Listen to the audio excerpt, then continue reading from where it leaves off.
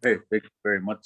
Kind of cut out for a second there after you mentioned Gimsum, but yeah, I just to address that, it's probably one of my biggest teachers towards all this food sovereignty, being out on the land, whatever you want to call it. So first, yeah, Danzig, very grateful to be here speaking from the same community as Rissa, Mahkésow Sákahikan. Often I refer to that community as Panay Situa and Sipi, the river that flows like the Thunderbird, and that's in this journey of learning. That's one of the things I learned about who we are as an Ininíw, and that's one of the original names of our area and of our people is the people from the river that flows like the Thunderbird. And if you go to that place today, you stand near the river, and no matter where the river flows, it sounds like rapids. That river is so powerful. So I'll address kind of move along the what you outlined to me of some of the things that you guys want to know, and I'll start with how I first came to learn about Indigenous food sovereignty. Indigenous food sovereignty in particular, that's a phrase that I never heard until recently. A lot of these phrases I don't really hear in the places where a lot of the work for food sovereignty is being done. And really for us as an Inuit, and I'm sure it's similar for a lot of the other Indigenous peoples, whether Manitoba, Canada, or around the world, is it's about the matsuin. It's about our life. It's about the way we live, and it's about getting by, surviving and thriving the way that we've always done. So the way I really got into this was it was part of my own journey to become a better person, to leave behind a lot of the mistakes that I've made in my own life, and the wrong roads that I took myself down. So as my eyes started to open as I grew up and saw the damages that I was doing to myself, to my community, to my people, in living a violent life, a drug-filled life, an alcohol-filled life. I started to become a lot more aware of the reality of our existence and the relationships that we have with ourselves, with our community, with the world around us, and with Canada, all those different kinds of relationships. And I started to learn about something we refer to in our language as wahutuin. Wahutuin it's that law of relationships, and it's not restricted to the relations that we have with our family members, with our friends. Wahutuin is about the way that we relate to all things, and it sets out these laws of what responsibilities we all share, all living things, all parts of creation. What responsibilities we have towards each other, the way that we care for each other, the way that we all work together on this earth in order to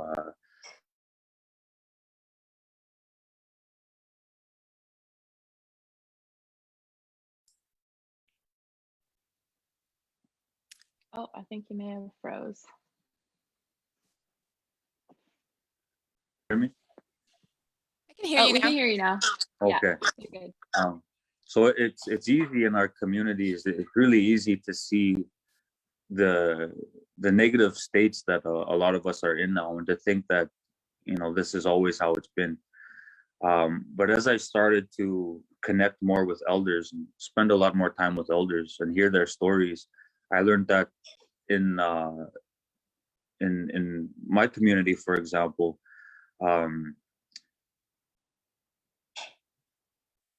things couldn't be more different from how they were today, and not even a full lifetime ago.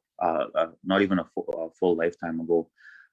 And I think in particular about the stories that No Home told me before she passed, my grandmother, and the story of how she came up on the land, living with her grandparents, and all the food. She would tell me the stories of all the food that they ate came from the land. The only time that my family went to the store was once every month or so, and they would go to a store, and the only things they would buy was flour and sugar. So you think about what it takes for people to survive in terms of food and how much food it takes, and that's an immense quantity of food that all came from the land that they produced themselves, they harvested themselves, in such a tough place to live. But the only things that they purchased was flour and sugar, and that wasn't very often. And she even tells me, the stories of what an ordeal it was to get to that store from out in the bush, taking dog teams in the winter, taking canoes in the summer, and portaging through several different lakes in order to get over there to the store. So I started to realize, that it wasn't very long ago that our people were the healthiest people in the world, that our people were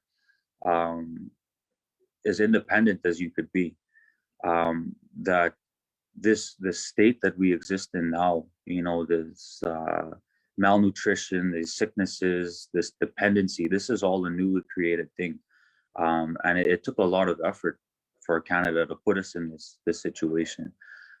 So as I begin to realize that, it gave me a lot of optimism that not even a full lifetime ago we lived as healthy as could be. We lived Mahkésow, and we lived that good life. So the way that gave me optimism is that, as long as we retrace those steps, and we learn how it was that we lived that way, and how it was that beautiful life was undone, as long as there's people committed, it won't take too long for us to get back to that. So, when you look at the problems our communities face, there's so many different opportunities to go towards solution. But for me, where I always found my healing and my connection was being out on the land, was harvesting with the elders, was going out with other harvesters. It was really living that traditional Ininíw way of life, that traditional Cree life. So that's where I first came to understand food sovereignty. And one of the first people that I started to go out with really committedly was Sharissa's grandfather, Robert Beardy. He would go out all the time, and as coming up in age, this man is full of huge amounts of wisdom, knowledge, and experience. But as we grow older, our bodies become less capable. So me myself, a very fit young man, who didn't have any of the knowledge, wisdom, or experience, we complemented each other very well, and we would go out all the time, more so as the years passed. And it's in that way that I learned how to harvest, how to connect to the land, and how to really be in it. From there, I guess, why this work is important to me, I shared a lot in my journey to understand food sovereignty, or just how we get our food, and especially in isolated communities, how we get our food in a secure and stable and dependable way. Why it's important to me, there's so many reasons. They all seem so clear and so obvious. One is that food access in our communities, there's no grocery store in our community still. They have a little cafe now where you can go and get junk.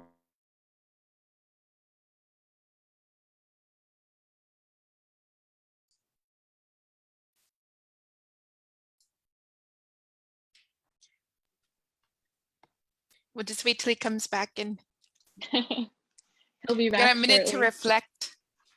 Okay, What's- you're back. You're back. Oh, okay. You cut off at junk food. Okay, yeah. So if for us in Fox Lake, for example, to get food, we have to go to the town of Gillum, and Food is expensive there, and food is not of the best quality, the healthy food. And Fox Lake, we have a year-round road. We have year-round access. You look at all the other communities in Manitoba in particular, where there's so many isolated communities that the only road access is a few months, a couple months maybe on the winter roads. And other than that, it's plain access. And you think about how these communities, the struggle that they have, the challenges that they have to get food. This is all why it's so important. So that's one aspect of the importance, is just the lack of accessible, healthy food. The other things that became really apparent to me with this kind of work and really underline the importance is, you look at other social aspects of our communities. You look at how much suicides our people have. You look at all the violence, the drug abuse, the lack of meaning, the dependence. There's so many different layers of the challenges and the struggles that our people have. It's easy to get stuck in this cycle where life seems like a nightmare, where you don't have any hope. And when you're trying to make a change in your own life or in the world, the ultimate obstacle that you will encounter is the lack of hope. Because you can have all the ideas, all the beautiful ideas that you want, and all the solutions even that you want, but if somebody doesn't care, it's hopeless. Like there's absolutely nothing that you can do. So just looking back at my own journey and seeing the many times that I myself became hopeless and gave up on life, and was using ridiculous amounts of drugs that somehow didn't kill me, or putting myself in extremely dangerous positions where just by sheer luck I'm still alive today. So looking at things like that, I'm able to understand a lot of these situations that our people are in today. And for me, it was going out on the land. It was going and getting food that gave meaning to my life. It was one of the things that I think about, all the benefits of going out and harvesting and taking youth out and harvesting and going out with elders, is one of the big things is just how much meaning you're putting in somebody's life. In the old days in our communities, we all had a purpose. We all had roles. We all took care of each other. And that's part of Wahotowin. That Wahotowin within a community is where children would go out and they would learn from whoever it is they were learning, whatever roles they were going into. Young men, for example, we had a very large responsibility, and that was putting in that physical labor, that hard effort to go out and hunt. And elders like your grandpa Sharissa, those were the ultimate teachers, right? So everybody had such a purpose and such a meaning, but through colonization, through residential schools, reserve systems, and all those things, our meaning and our purpose was taken away, and on top of a whole list of other things. But to be a young Ininíw, nápéw, to be a young Cree man, and to not have that purpose, to be living this stagnant life with all those other problems on top of it, the violence, the violence in families, for example, all those different layers, it just adds such a dark weight onto your existence that really causes you to struggle, to give up, to harm yourself, to harm the ones around you. So by going out on the land, when we take youth out on the land and they're out there, the first thing is they're connecting to the land. They're connecting to Ngawias, to the Mother Earth. They're connecting to to all of our relations, out there on the land. That right there, it's making these spiritual connections that are they're really hard to explain. What kind of a medicine it is to be out there and to understand the natural rhythms of things. So that's the first layer. The second layer is now they're rediscovering these sacred practices that have kept us alive for for thousands of years, have made us the healthiest people in the world for thousands of years. They're going out and they're harvesting the way that we've always done in order to find Minaw-Pumatsu and in order to find that good life. So they're going out and they're harvesting. Now, there can be enough said about hard work that's rewarding. And I'm sure all of us know that when you really bust your ass and you do something, you feel great about it. So, to go out and hunting with your grandpa, for example, he never lets me take shortcuts. He always makes sure that I'm busting a sweat. I think of one particular time that we went out in the bush, and so lucky that he taught me how to hunt these old ways and not just drift down a river looking for a moose. He taught me to really go out and find that moose. So, one of our hunting trips, we were out for about 2 weeks, and for some reason, we just couldn't have any luck. So we were out there, and we checked all these different spots. We would camp at these different spots, and we'd go out in the bush. We'd look for sign. We'd set up and try and call the moose out. On windy days, we'd go out and try and find the moose, but it just wasn't working. For some reason, it just wasn't working, and we began to run out of food, but we were really pushing it. So I remember the last day that we were up the river, how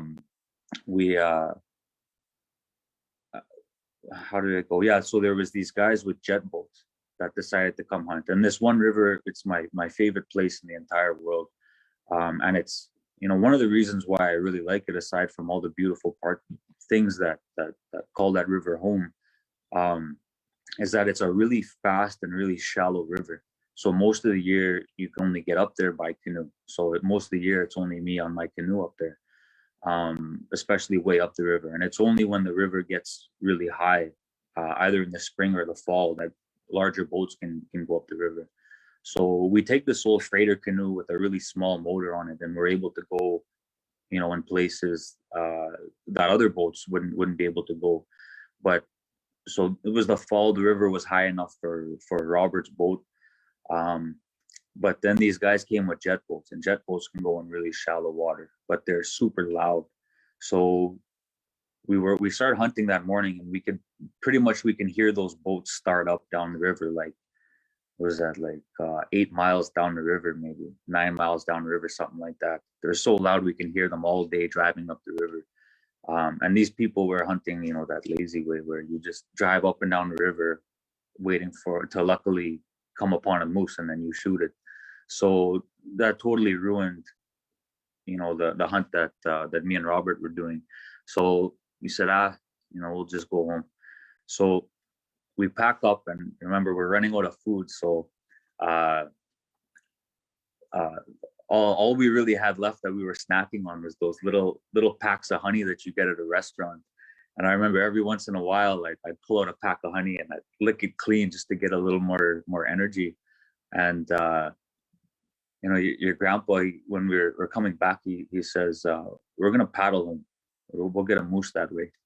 And at this point, I'm so tired, and I'm so frustrated. And what was it like? No, it was about 12 miles up the river where we were. Yeah, 12 miles up the river.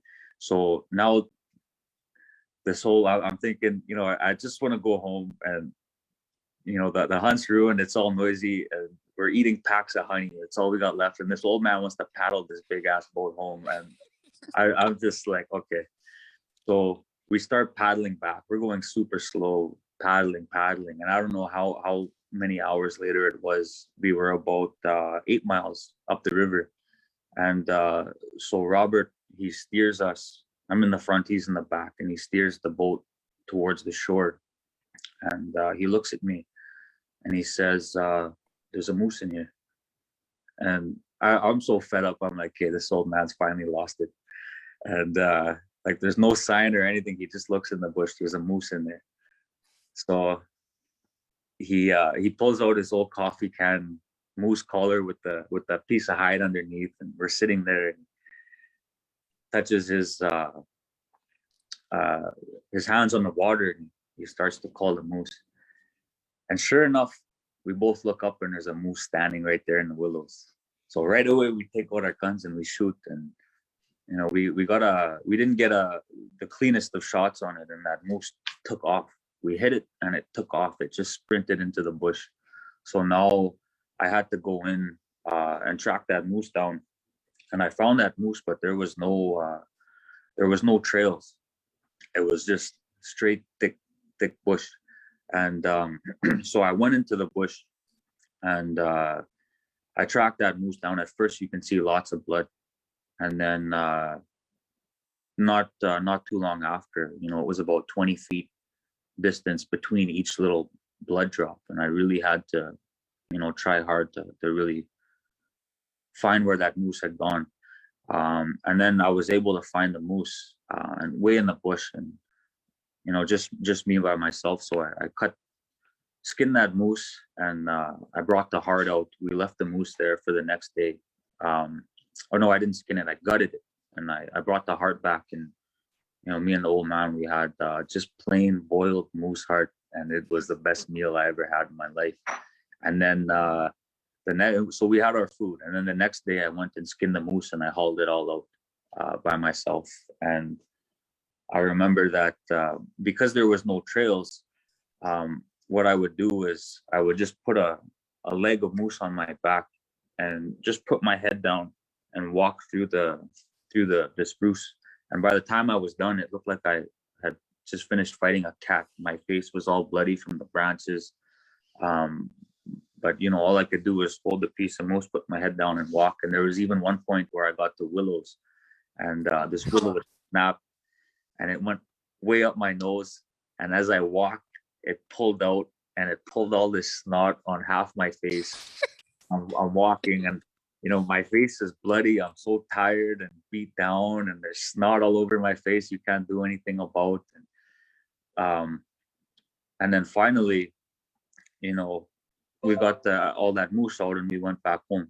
And we gave that moose. We cut it all up. We gave that moose all to the elders. And then the next week we went out and got a moose. And you know, again, I applied everything that old man had taught me. And with a little bit of luck, I was able to. He dropped me off on the side of the river. I went out and I shot a moose within 5 minutes and hauled it out. So, but the reason I wanted to say that story is about, you know, hard work and how amazing your spirit feels, working so hard in order to accomplish something. You know, all that hard work, you know, putting blood, sweat, and a whole bunch of swears, and you know, into that work, and just to go and give it away to the elders, and you know, only have a piece. You know, those are the kind of things you could go to as many classes, you know, as many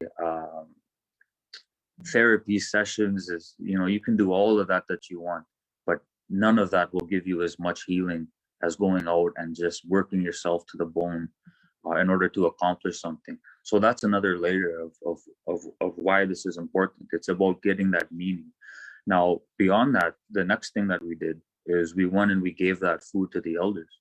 So right there, we're rekindling that Lahoto and those responsibilities, those roles within the community, but also those relationships. So now there's something connecting me and those elders and their families as well, that we know we can rely on each other, and you know, so that's a whole other layer.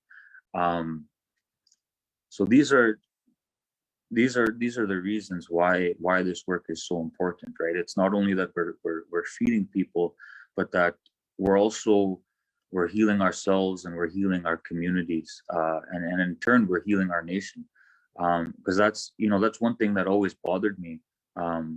As I learned, is I would see Fox Lake Cree Nation, Split Lake First Nation, and I thought, where in the world would you find one little broken down community and call that a nation? You know, there is these Cree nations, these Ininíw nations, but it's not these little isolated communities. You know, a nation is the whole. And that's one thing that we got to work towards, is the rebuilding that nation of communities.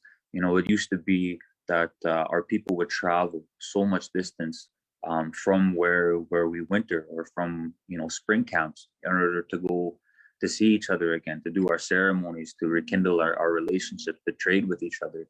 And that's when we were a nation. Today, we're not a nation. There's the way that I see things anyways, there's no Cree nation right now. We're beaten down, we're dependent, but this is the work, and I don't mean any offense by it, but I don't see the work being done politically is anything that's going to make us a nation anymore. I used to be very interested in all that political things, but I don't see that as a solution. And that's not to knock anybody that's doing great political work. Of course, they might see it differently, and they might be actually doing things, doing very productive things. But to me and the people that I learned from, this is how we rebuild our nation. So that's that's why these things are so important to me. So what I find most rewarding about this work, that's a tough one, because when you're doing stuff like this, it feels like everything you do is a reward. Everything that you get done is a reward. Everything you accomplish is a reward. There's just maybe the reason I do this is it's all out of selfishness, because I get so much reward out of it. But to see people going out on the land and getting healthy food for themselves, to see them exercising, to see them understanding their place in the world, to see them finding meaning, to see communities coming together, to see relationships being rebuilt, to see these gatherings, to see youth teaching other youth things that they've learned, to see people, adults, having a venue where they can be looked highly upon and respected, whereas in another light they might be looked down upon. They might be judged. All these things. To see people have access to healthy food, to see people taking care of themselves and each other, these are all the best rewards that you can have in life, in my opinion. As for obstacles, that's the thing about that goes hand in hand with the rewards, is the rewards are so amazing, but sometimes it's very hard to see the rewards, and sometimes the obstacles really overpower the rewards in a particular moment. I don't know if I could even think of all of the obstacles, but there's so many. Some of the obstacles have been obstacles in myself, and that's things like drug abuse, alcoholism, and just living that violent and criminal lifestyle. That has pulled me away from it's pulled me away from so many opportunities of growth and learning. Overcoming that has definitely been the hardest thing.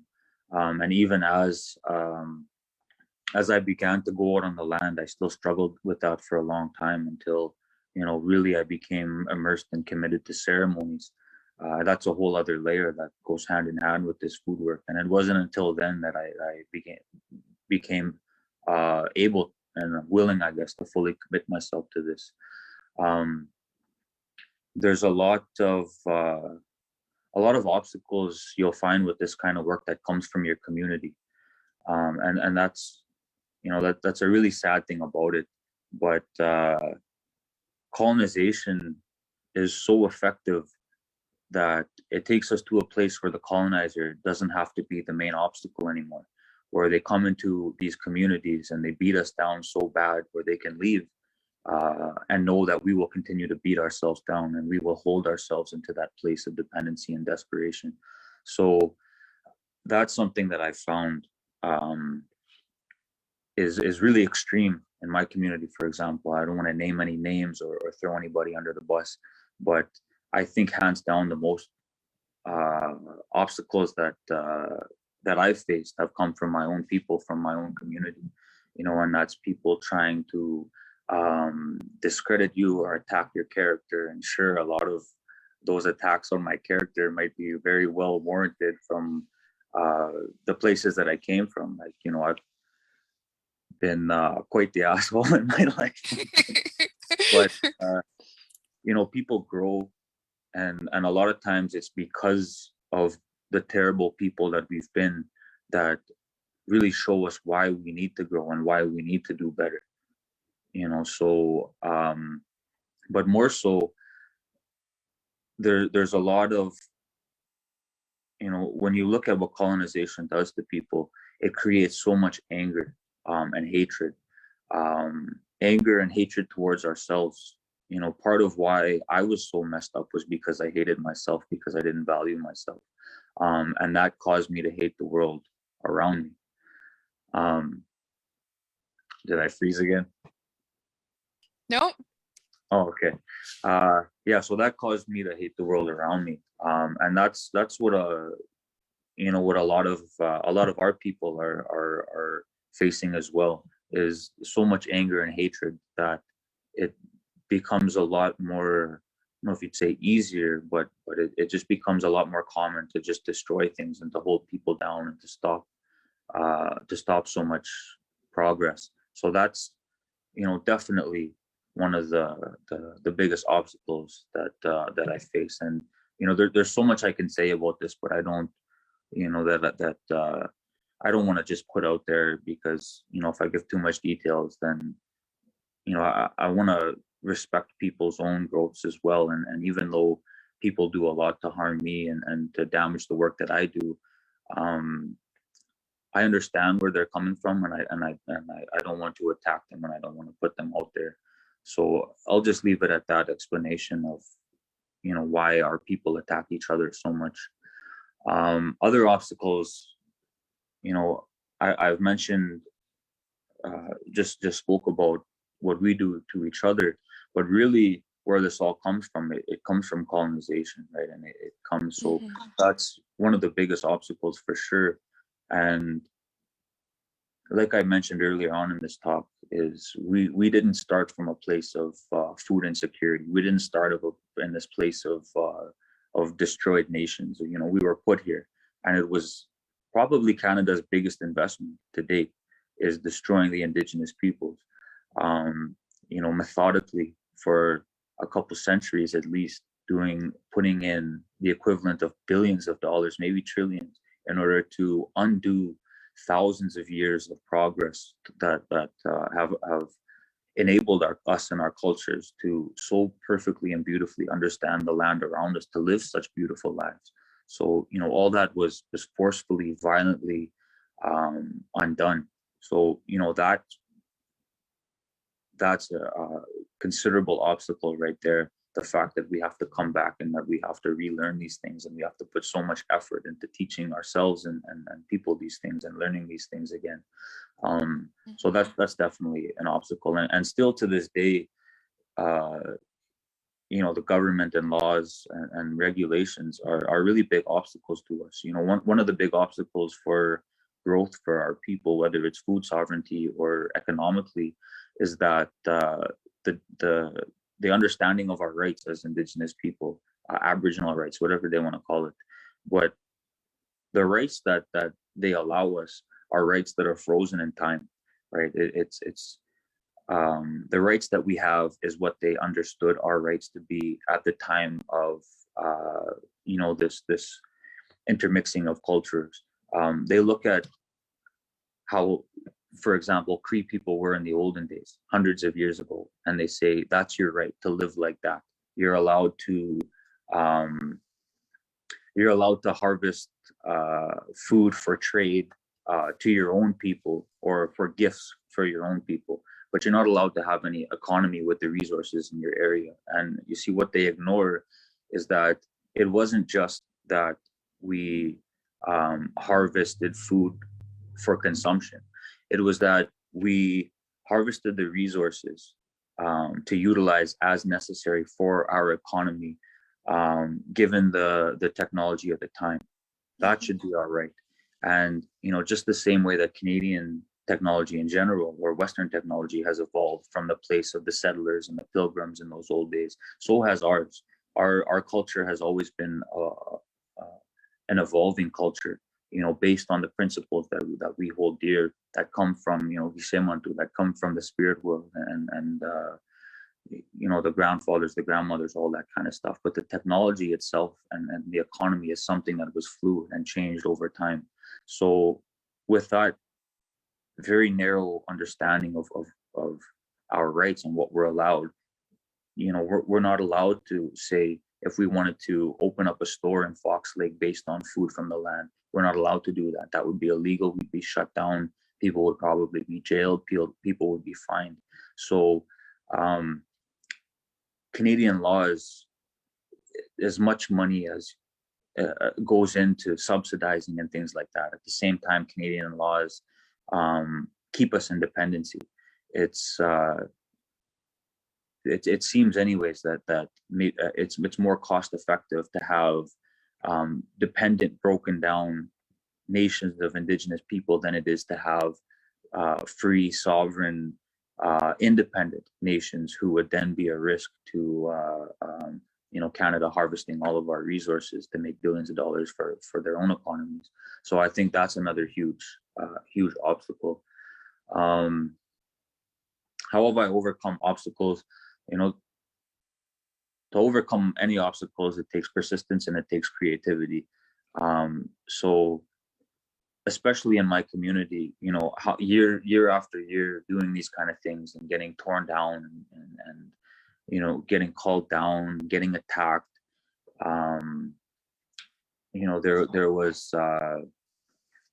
There's a gathering that, a very beautiful gathering that we did in our community. A bunch of us did, and it grew beautifully from this place where we would. We had one little shack there, and we had a bunkhouse. It was an old house that was destined for the dump. This old log house that got redirected to this area that we would go have a little spring gathering. People would go hunt geese, and they would bring it back, and we'd hang out and cook geese, and kids would play games and stuff like that. And what happened was, a few of us we really committed to that gathering, and we really grew it. And we started making funding relationships with a bunch of different people so we can get things like lumber and build new buildings and get more goose decoys. We started bringing our ceremonies back. These wonderful elders came and started doing ceremonies for us. But what would happen from my community is people would go to these funders and say, "Oh, Demian and his group, they steal all the money. Don't give them the money. Give us the money. They ruin everything. They're just doing this for their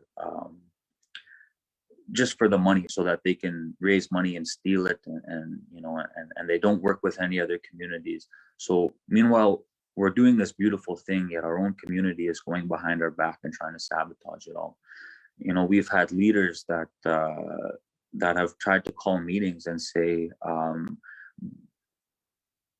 that me and my group have meetings with the whole community and say that they're not allowed to do any cultural activities anymore. They're not allowed to do any harvesting activities anymore. Only one certain department in the community is allowed to do these things. And really, that's outrageous. It's ridiculous. And to see that that very humble gathering, it grew to the point where we would have hunters hired for months, harvesters hired for months. They would take groups of youth out. They would go fishing. They would hunt caribou. They would trap beavers, whatever was in season. They would go harvest. They would kill moose. And we had that going for a couple of months. And this food would be packaged. It would be butchered. First, it would be harvested with the youth, and then butchered, packaged, and distributed to elders and to other community members, totally free of charge. This was food sovereignty. This was our community gaining our own independence from food, and building meaning and connection and all that kind of stuff, and also employment for harvesters. And then it all culminated in this 1 week gathering where we would have our ceremonies. We would have schools from various communities come. We would have maybe 20 to 50 of us sleeping there every night, and over 100, sometimes 200 people coming each day from different communities from all over. And because we did so much harvesting leading up to this activity or this gathering, we had all our food secured. So when all the youth came, harvesters could focus more on taking kids out and letting them have a feel for all the different aspects of a hunt without having to worry about, are these kids going to be noisy and scare geese away, blah blah blah. Mm-hmm. Really give them the whole feel of it. So we built such a beautiful thing where there was like thousands of pounds of meat being distributed to the community. Youth were learning all these things. Adults were getting that beautiful meaning of teachers back.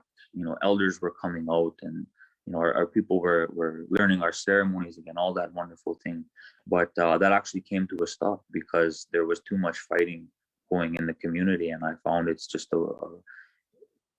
a waste of my own energy to fight so hard against these oppositions. So what I do now is again, it's that creativity. It's how are you going to continue to make things happen? So now I focus on much smaller bush camps where I work with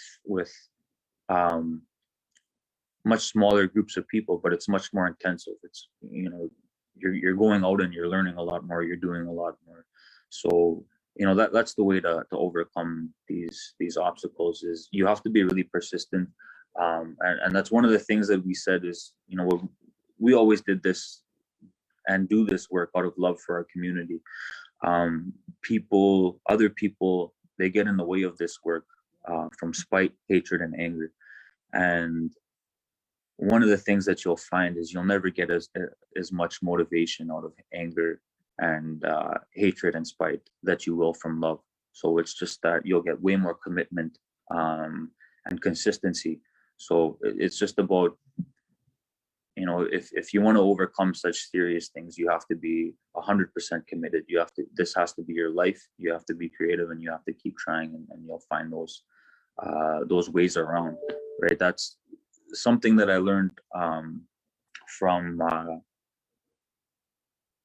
looking if I had a braid near me. I got one right on the table over there, but that's something you'll learn from the braid of sweetgrass, and that's something that comes from the elders too. Is you look at that braid of sweetgrass, and there's 3 portions to it, right? We call that wikas or wikaskosia is the longer term, and our word to make a braid, it's to make balance, because that's when you're making a braid, you're looking for balance. Now, so many different things you could learn on how to live your life from this braid of sweetgrass. One is that community being together, right? That one piece of grass you rip like nothing, but you have 21 together, and it's solid. You have 3 parts of it, and that's your mind, your body, and your spirit. We don't include emotional because that's something that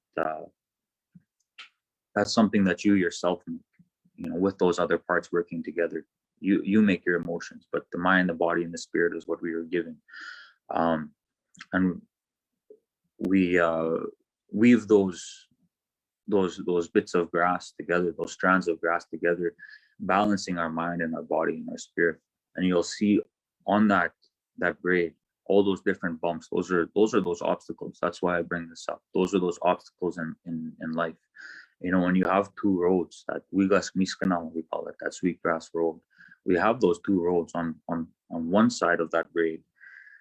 If you follow the lines, each one takes you off of that braid.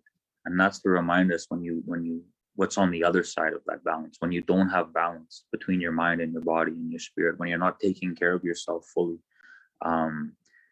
any one of these obstacles will knock you away from your goals.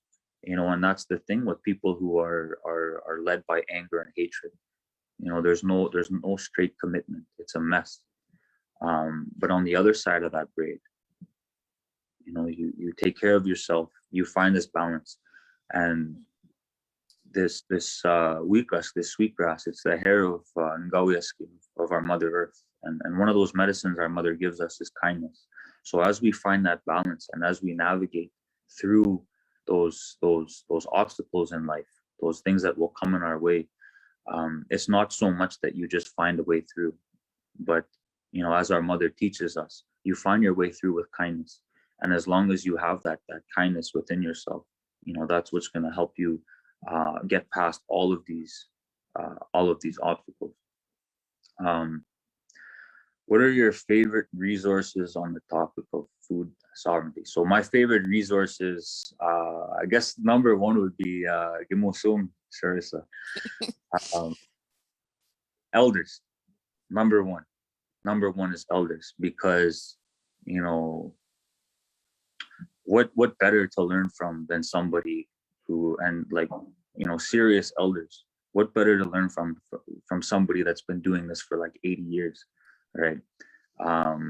For somebody that really lives it, that knows. So, and there's so many different elders out there that have so many different skill sets and experiences. So that's the number one resource that you can ever have, is people who themselves have been committed to this for their entire life, for way longer than we've even been on this earth.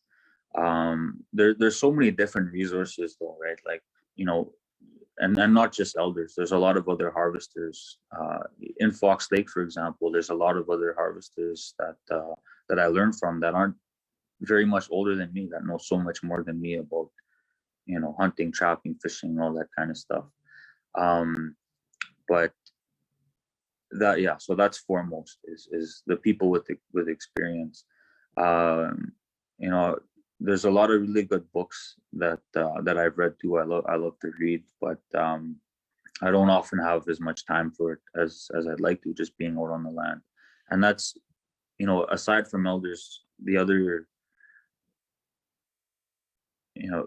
the actual being out there on the land, that's in itself, that's the best resource. If you want to understand something, you have to immerse yourself. One thing that I've always believed in is, you can't half step. You have to be totally committed to something if you want to, let's say you go to tackle something and you don't have an understanding of it. If you don't intimately understand the problems and the situation, whatever you do will not have the intended outcomes, the intended effects. In fact, more than just causing, more than just having wasted efforts, you might cause problems, right? Your efforts might make things worse. So, and that's the same with this. If you want to understand food security, food sovereignty, being out on the land, whatever you want to call it, you have to go and be out on the land. You have to go and harvest, and you have to do it for many, many years. So that's, and especially as Ininíw, as Cree person, that's the way that we learn, is by going out on the land, whether by yourself or in the best cases with people who have paved such beautiful roads before you, going out and learning like that. There's a lot of really smart academics and books and all that kind of stuff on the topic as well, that I'm sure are very, very helpful. So for that, I guess people would just have to do their own work to really take a good look and understand see what speaks to them the most. My favorite organizations on that support food sovereignty. So I don't know too many. I'm really trying now start to look out and learn from a lot more people who are doing this. But what I've been learning from, as I guess I've been indicating, is the people on the ground in our communities, the elders, the harvesters, even a lot of youth. Our people. I've been learning a lot from our people. But there is a lot of great organizations out there. I know a few in Manitoba here who, whether it's the hunting and trapping and fishing or gardening, there's really great organizations. The one that I work for, Food Matters Manitoba, I have such respect for this organization and what we're doing now. I really love working for this place. I've had some people try and snatch me out of this role with some pretty beautiful offers and give me other jobs, but you know, I've turned them all down. I love this organization. There's other ones like the Northern Manitoba Food Culture Community Collaborative, I think they call it. I just call them the collaborative, but yeah, they're you know, really wonderful organization to support. There's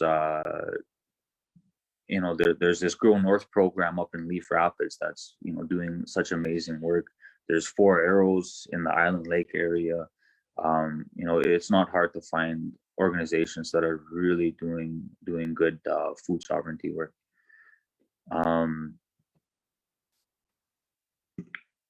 So I guess we're at the point where you guys want to ask some questions, or Yeah, I'm gonna put up the slideshow of some of your pictures.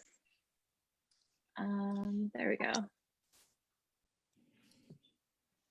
And I think one of the major questions I think a lot of people want to know about is, what can people who are living in urban settings do to practice or be involved in Indigenous food sovereignty? okay, yeah, that's a good question.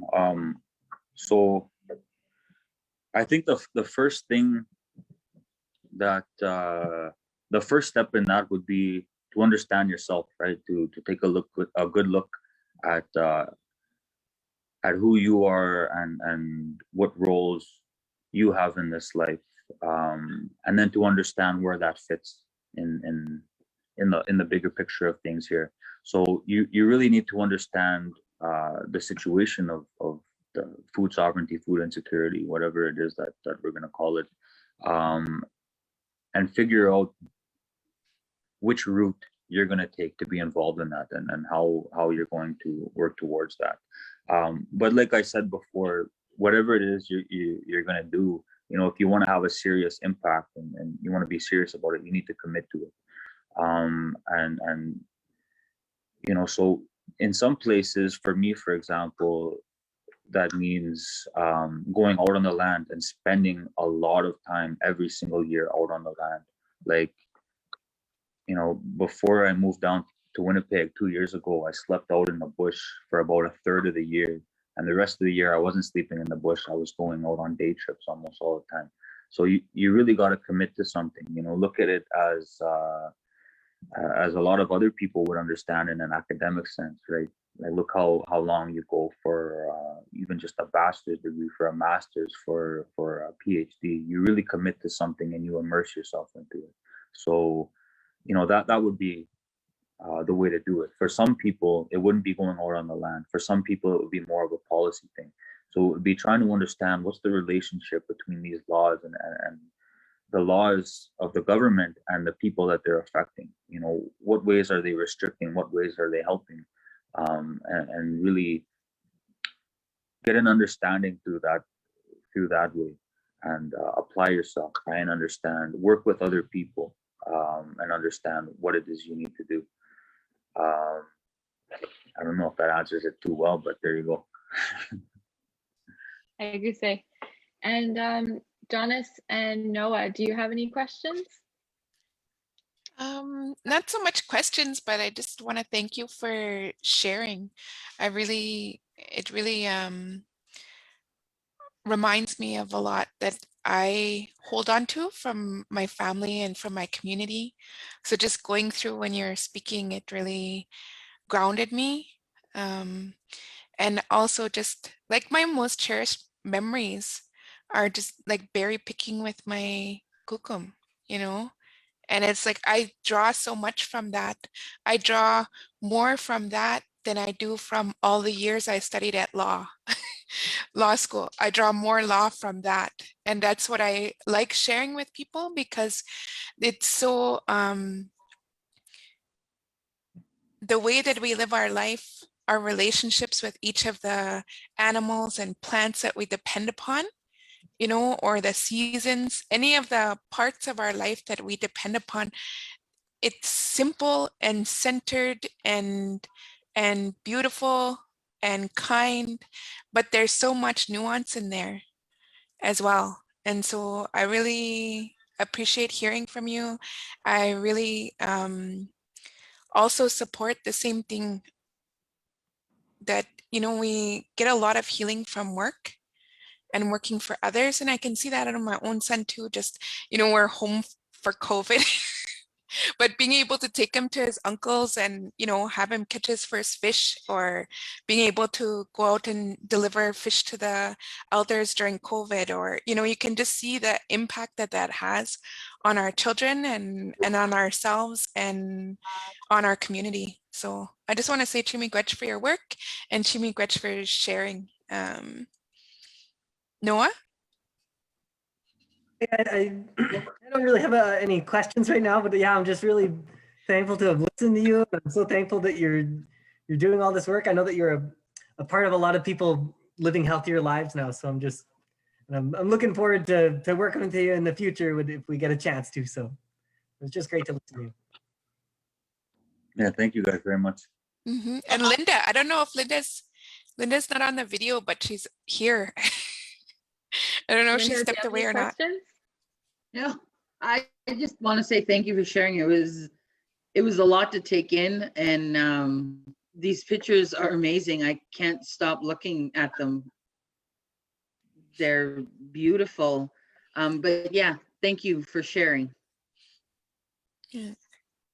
And I'll say too, I just really like seeing the work that you do, not only just on the land, but also that you're sharing the energy that you're putting into the food that you eat, even when you're eating from a grocery store or eating from like, you have like arugula as well as traditional foods. And I like seeing that you're building this into your life and that you're also sharing that with your daughter. Like, that's inspiring. It's good to see, and it's good to have those thoughts in mind for ourselves in our life too. Yeah, for sure. Thank you. Mm-hmm.